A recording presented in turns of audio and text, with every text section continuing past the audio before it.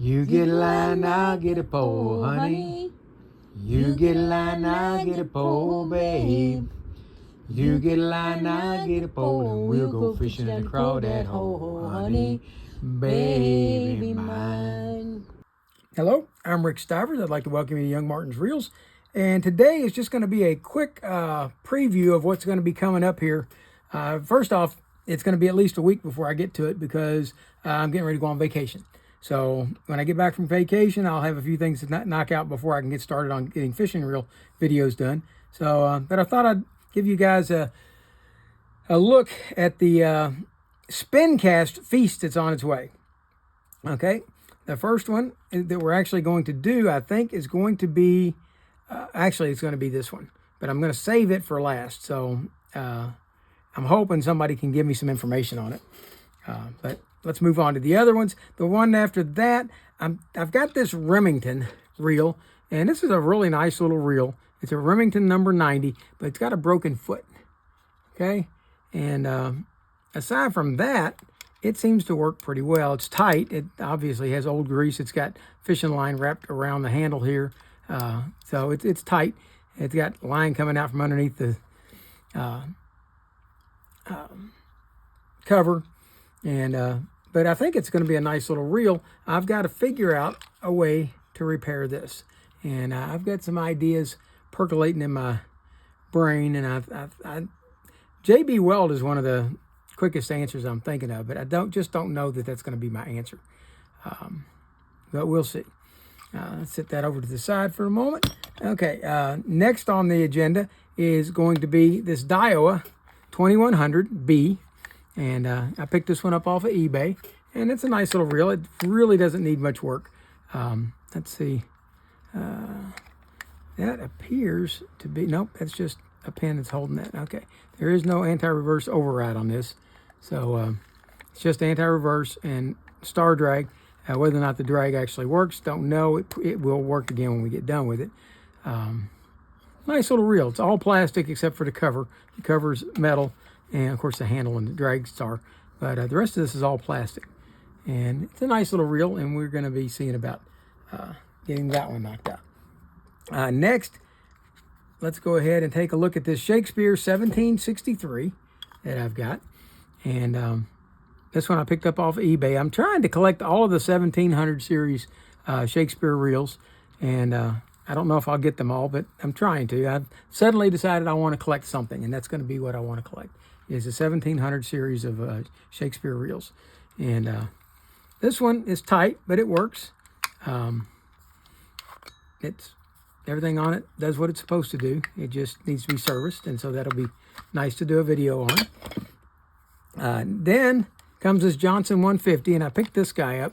And this reel, I don't know if you guys realize, this is a reel that is known as a, they used to call it the automatic transmission of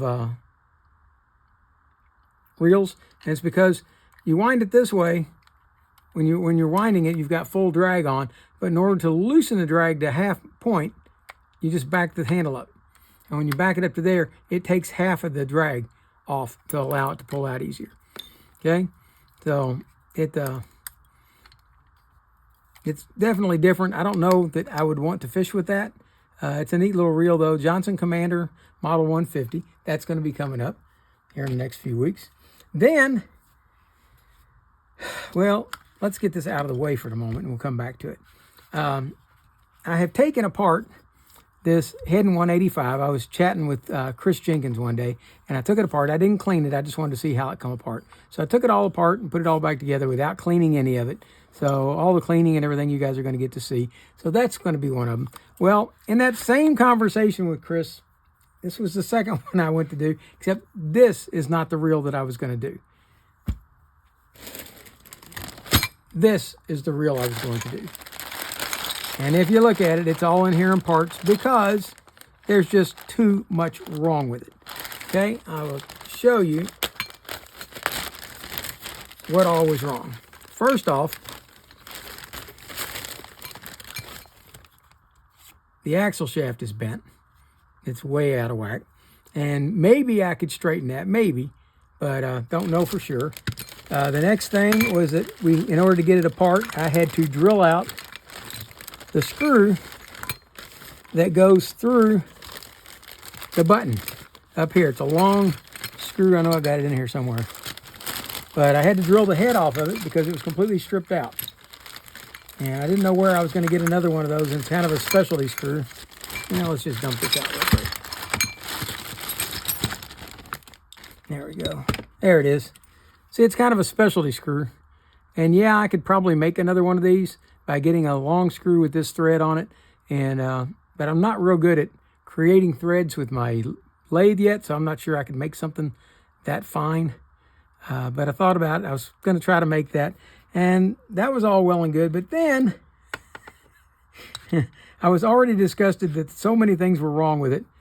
And I went to take the handle off and the screw out of the side. And when I did, it just wouldn't budge. No matter what I did, I couldn't get the screw to budge. I couldn't get the screw to budge. And I pushed it and pushed it and pushed it without sitting down and thinking about it. I was chatting at the time. I wasn't thinking. I was just talking. And I even told Chris, I said, well, this might break, but I'm going to go for it. And sure enough, I broke it. Well, once I got it out and got to looking at it, well, the reason it wouldn't come out is it's reverse threaded and I was turning it the wrong direction. Like a dope. Probably would have come right out if I turned it the right direction. But that snapped off the screw inside the gear. And at that point, I decided, well, and the other thing is, the spool is really heavily corroded. And when I put all that together, it just really wasn't worth fixing this reel. So I went out in search of a reel, and I didn't want to be patient by sitting around waiting on eBay to find just the right reel. So I went out, I contacted Dan Selvig. Dan always has a pretty good selection of reels, but he's mostly Shakespeare. But anyway, I was hoping that he might have this Heddon 180, and he didn't. But he was able to put me in touch with Leon, and Leon had one, and Leon and I worked out a trade. And I got this beautiful Heddon 180 from Leon. And no, the screw is not stripped out here. That is in beautiful condition.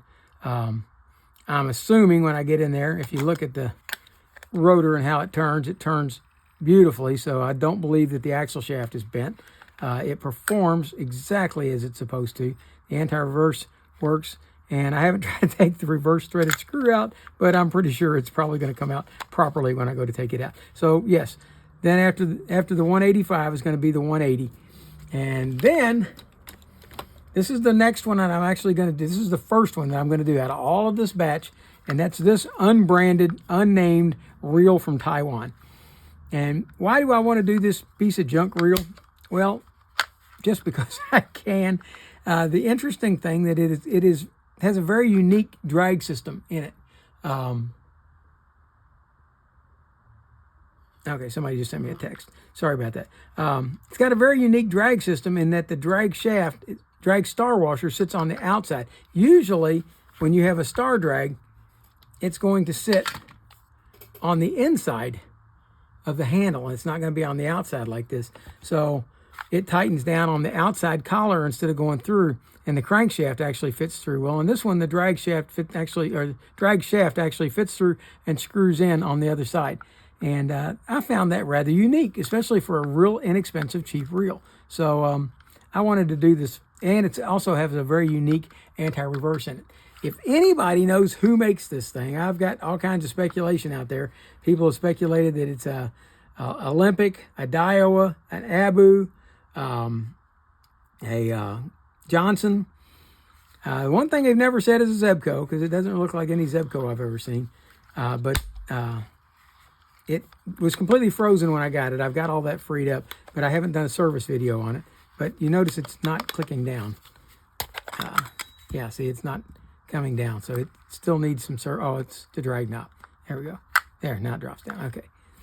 But it's an interesting little reel. I had never seen one until 2 weeks ago. And 2 weeks ago, I saw one of these pop up over on Second Chance Tackle. And I'd never seen one. I was like, well, I wonder who made that. And he didn't have a branded name for it. I went looking for one on the internet. I did find one on eBay for sale. And again, it's listed as unbranded. And this one is listed as unbranded. And this was a week after I saw the one on Second Chance Tackle. Ken brought me this one and said, hey, I've got a kid's reel for you if you can get it working. So it's, don't know who made it. If anybody out there knows and can give me some information, I'd appreciate it. But those are the SpinCast reels that I'm planning to do. If you remember correctly, I kind of cut my teeth on SpinCast reels when all this stuff, when I first started this. Almost all of my early videos were SpinCast. And these are all SpinCast reels that I have never done before. So trust me, folks, there is a lot of them out there. And it's fun to see all the different ways that you can make a SpinCast reel without making it the same way everybody else did. And I hope you liked the video. If you did, hit the like button. If you didn't, hit the dislike button. Tell me what you didn't like about it. For now, that's Rick Stivers, Young Martin's Reels, signing out.